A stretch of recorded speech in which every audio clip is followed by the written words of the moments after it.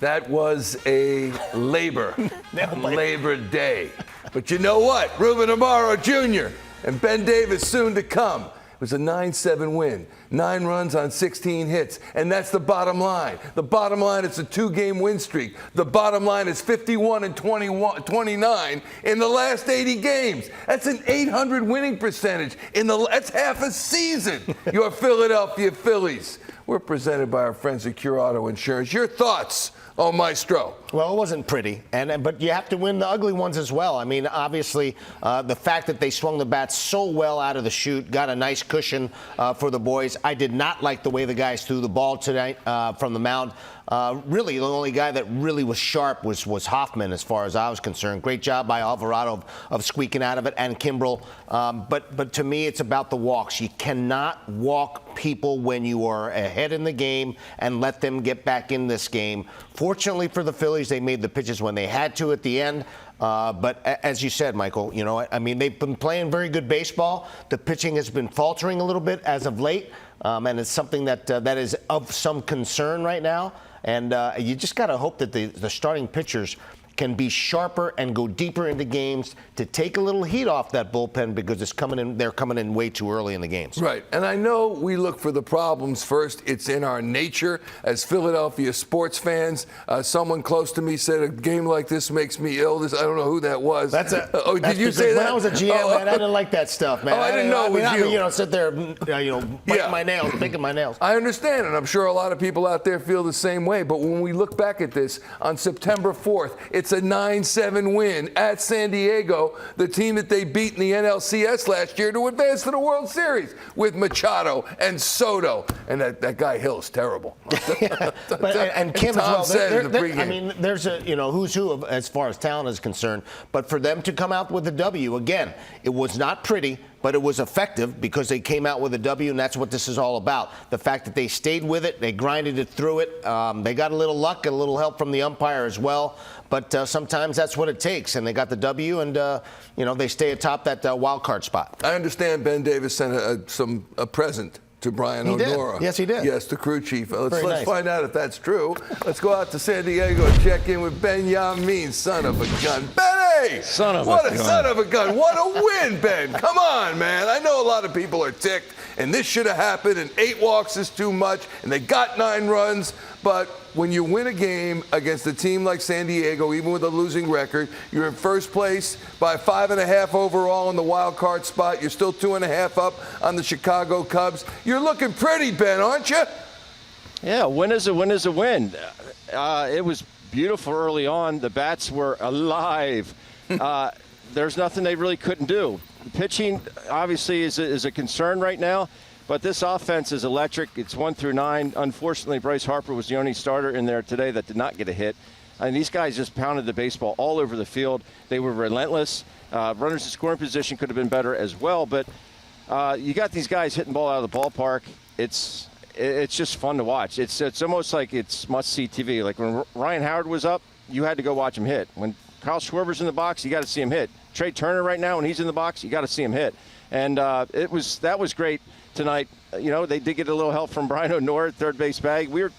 Jeff Halleckman showed us a replay in between innings, and Trea Turner's got to stand his ground to make sure the ball isn't hit at him, and then he has got to retreat over towards the third base bag to try and back up that throw. Trea Turner was nowhere to be found. That could have easily gone down the left field line, and both runs could have scored. But it wasn't meant to be, and the Phillies hold on. Hey, talk a little bit about Taijuan Walker and his outing. It was, he's pitching on his 7th day. He didn't look particularly sharp. Why do you think that he threw so many fastballs compared to the typical splits that he throws? He was up, only like 20% splits. Typically, he's up around 30 or 40. Yeah, he was 24% splits tonight. Coming in tonight's game, he was 34% splitter. His sinker he threw tonight, 50%. And, he struggled with command, that's for sure. But the thing I didn't like is he kept missing arm side. And it seemed like he was peeling off. The arm was dragging behind. He kept missing up and into righties, up and away to lefties.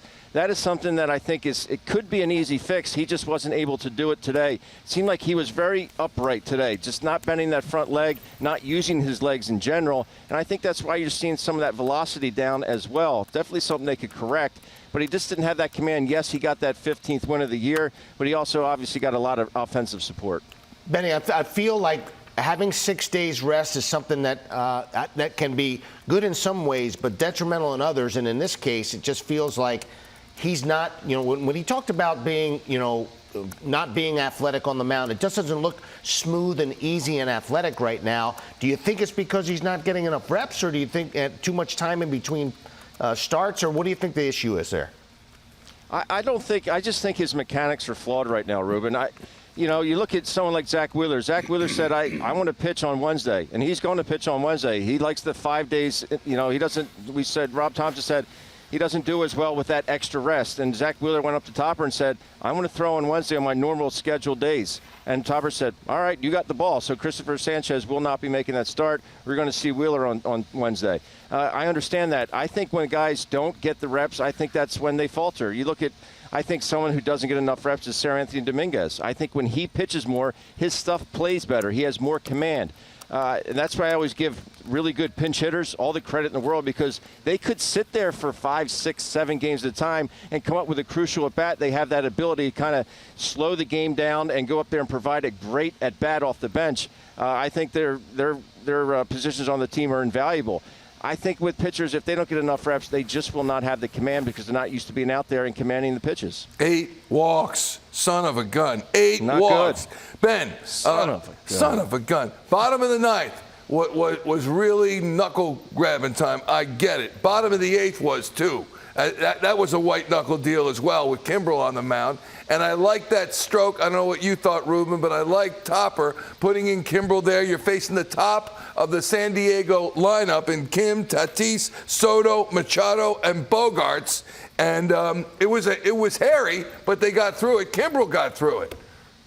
Yeah, he got through it. Somehow he got through it unscathed, as did Alvarado in the ninth inning. But, yeah, it was some white-knuckle time in this ball game. But they found a way. And the thing that I like is the unselfishness of this team. Now, you're looking at a guy, Greg Kimbrel, possibly could end up in Cooperstown one day. He's got 400-plus saves. We know that. But these guys aren't complaining, no, I'm the closer. You want me to come in the eighth inning? No, that's not happening. I get the ninth inning because I'm the closer. You don't see any of that on this ball club. What's that, Topper? You want me to pitch the eighth? Okay, I got it. Let me start getting loose. That's the mentality this team has, and I think that's why they're having the success that they are. They're very unselfish. Yeah, he could compile more save numbers and maybe possibly get in Cooperstown one time, but right now, that's not what he's about. He's about winning, and I think it's showing on the mound. And, he's able to get through that eighth inning today, and then obviously Alvarado. But I think that's the best thing that this team has going for them. You're right, Ben, but we mentioned 8 walks in that game. Half of them came in the 8th and in the 9th inning, 2 by Kimbrel and 2 by Alvarado, and that's crunch time. Rube? Yeah, I just wanted to say, and this sort of on a positive note, Bryson Stott, Alec Boehm bouncing back with, 7 knocks today. Last 80 games, they're 51-29. The only team better in baseball is the Braves. They're 6.5 games better. We know how tough the Braves are and how tough they'll be if the Phillies face them. That's half a season, 800 ball. That's insane to be that good. But that's what they've done half the way of this season, and they do it as they did tonight. We know they fall behind. They have to come from behind in too many games, but they're winning the games, and that is the bottom line. All right, buddy. We'll check you tomorrow. Thanks so much. See you guys. That's Ben Davis in San Diego. It's like going home for Benny. Second overall pick of the Padres in 1995. He's big there in San Diego. He's huge. They love him in San Diego. But we're keeping him right here. Wild card standings, Rube. Take a look. Phillies 5.5 up on the Diamondbacks and the Reds. They're 2.5 up on the Chicago Cubs, having won earlier today, the Cubs. And they're the Reds and the rest of them. But when you look at that, you just get a feeling, unless they completely collapse, there's no doubt they're going to take this. And I don't see that happening, Michael. It's clear to me that the Phillies have the most talent and I think the most grit as far as those several teams, 6 teams are concerned. I'm not concerned as much about whether they're going to make the wild card, but My concern is that they get to the point where they are the #1 seed. Would love to have them play at home if they can in that first series, if at all possible. And I think they can do that because I think they're the best ball club. But their pitching's got to tighten up a little bit because the bats are smoking right now. They are firing at all cylinders, and that's a good thing to see. They were up 9-1. They were up, 8-1. They were up 9-4. They're up 9-7. And unfortunately, they kept letting them in, but they held them off. And fortunately, they won. Yeah, the bottom line game, and we've talked about it a few times already tonight, but they got the job done. It was not pretty. I think it was a good thing at the end of the game there that Alvarado got through it because that's a confidence thing. He's starting to feel himself a little bit better, and the fact that he got Campusano in the strikeout prior to the strikeout to Kim, that was huge. He dominated him. I think that made him feel much more confident with his stuff. And then he did a good job against Kim, who's one of their toughest hitters. Manager of the Philadelphia Phillies is Rob Thomson. Here he is post-game in San Diego. Back-to-back 40 home run seasons for Kyle Schwarber. How impressive is that? Really impressive. And then once you factor in all the walks he's had in that leadoff spot to give us opportunities to score runs, it's been really fun to watch for the last year and 3 quarters. I feel like you guys made that way harder than it should have been. The thing that upsets me is our leadoff walks and the amount of walks that we had today. And you get a big lead like that, you just got to go after people. You just have to. If they beat you by putting the ball in play, then they beat you. But you can't give them free passes. Do you think some guys have hit a wall? Because at least in obviously, Nolan gave 4 2/3 Suarez 4, Walker 5, so that's kind of had a cumulative effect. Yeah. There. But do you feel like some of these guys have hit a wall? I don't think so. I thought. Now, I have to be honest with you. With the glare, I can't tell a lot of times what pitch is even being thrown. I have to look up so it's tough to evaluate that. But other than the walks, walking into some jams and worked himself out of it. I mean, he just competes. And there's a reason why he's got 15 wins now. He just wills himself 5th, 6th, 7th inning, and that's what he did. Kimbrel in the 8th because you wanted him to face the top of the lineup. Is that the idea there? Yeah. So you could have gone Alvarado to get on Soto, but I want to get the right-handers out. And if he gets 2 right-handers out, then Soto's not the tie and run. So. That's really the thought process behind it. How big was that outing from Kimbrel, given the portion of the lineup he was facing? And it was huge, especially on back-to-back days. And I threw a few pitches today. So, but he's pretty much done it all year for us. Think the umpire's throat when it's safety run? Yeah, and maybe another base. The runner going into second base probably gets to third base if the ball gets by there. But yeah, Brian O'Nora did a great job. And you don't consider Hoffman to he again got you out of a jam and then he only threw 7 pitches, but because he pitched a lot, you don't bring him back to the 8th. Is that why? Yeah, he was a guy that we were trying to stay away from today. So do you remember about a year ago? This time we get into September and your pitching was kind of leaking a little bit like this. Why do you think you guys can kind of push through that again like you did? Oh, I think so. Yeah. I think so. I mean, who knows? Lorenzen goes out tomorrow and gives us 7 strong innings, and the bullpen resets. Then we got Wheeler the next day, and then we have an off day. So, I'm pretty confident that it'll settle in here. Do you think you guys are better equipped to push through this season than you were at this time last season?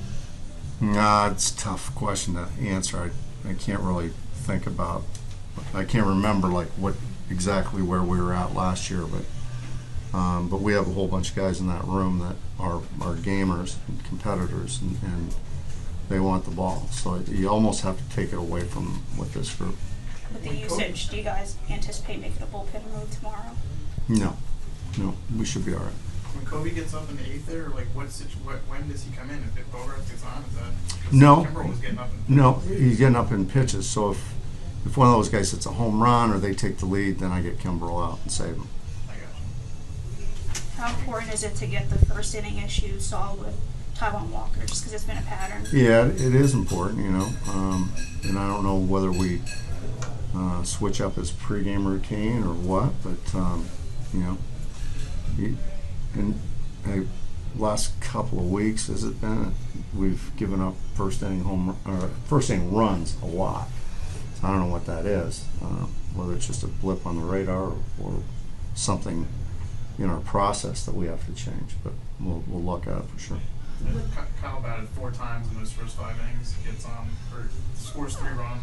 You know, gets 2 walks. Does it kind of reinforce to you that he's in the right spot there at the top? Yeah, I mean, I can't waver from that. I really can't. We seem to score runs and we seem to win when he's in that spot. So why tinker with it? What did you think of Walker overall? Good. You know, he gave us 5 innings. That's a good lineup over there. I don't care what anybody says. You don't look at their record. That's a good lineup. And he maneuvered through 5 innings there, and you know, he got out of some trouble, and so he was fine. I thought he was good. Why did you have him go out for 5th inning? Pitch count was still in pretty good shape, and there were some guys in the bullpen that we didn't want to go to unless the game was on the line, and so I told him just empty the tank in that 5th inning, and he did a nice job. He still had some pitches left. So. It looks like Alvarado's velocity is there, but what do you kind of make of him at this point right now, like over his last few outings? I thought yesterday was really good. Today was a little bit more scattered, but that's the first time. I think that's the first time he's gone back to back since he's come back off the injury. But you know, the cutter's back. I mean, it's 93. It's the velocity's there. It's got the shape that we're looking for, and the velocity's back. So now we got to hone him back into the zone, and he'll be fine. He seemed pretty excited at the end. Was he? Well, I think I was overcome by my own excitement. Were you gesticulating like him? No, I wasn't. No, I wasn't.